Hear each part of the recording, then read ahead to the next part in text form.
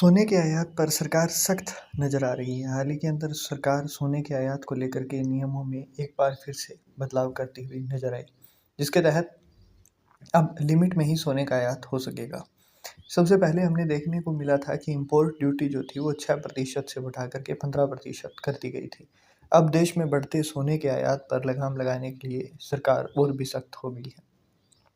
सरकार ने हाल ही के अंदर जो आयात के नियम सख्त किए थे, उसके बाद में डीजीएफटी यानी विदेश व्यापार महानिदेशालय ने अपने नियमों में थोड़ा और बदलाव कर दिया है, जिसके बाद अब एडवांस ऑथराइजेशन स्कीम के तहत एक बार में ज़्यादा से ज़्यादा 100 किलोग्राम सोना ही आयात किया जा सकेगा। इससे पहले इसे लेकर के कोई भी सीमा तय नहीं थी। यहाँ पर कुछ और नई शर्तें भी जोड़ी हैं। अग्रिम मंजूरी योजना के तहत ज्वेलरी निर्यातकों को बिना शुल्क दिए सोना और अन्य कच्चा माल आयात करने की मंजूरी दी जाती है।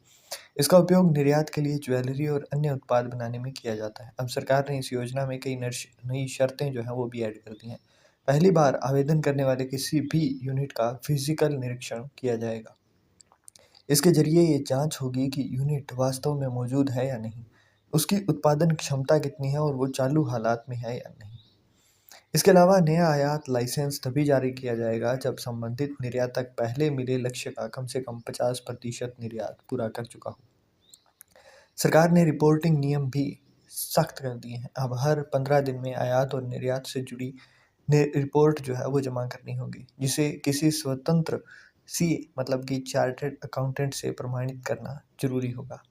ये फैसला ऐसे समय में आया है कि जब सरकार ने सोने और चांदी पर आयात शुल्क बढ़ा दिया है। सरकार ने 13 मई से सोने और चांदी पर आयात शुल्क 6% से 15% कर दिया था। वहीं प्लेटिनम पर यह शुल्क 6.4% से बढ़ा करके 15.4% कर दिया गया है। सरकार का कहना है कि मिडिल ईस्ट में जारी संकट के कारण तेल और अन्य आयात महंगे हो रहे हैं। ऐसे में गैर जरूरी आयात को कम करना जरूरी है ताकि विदेशी मुद्रा पर प्रभाव जो है वो कम किया जा सके।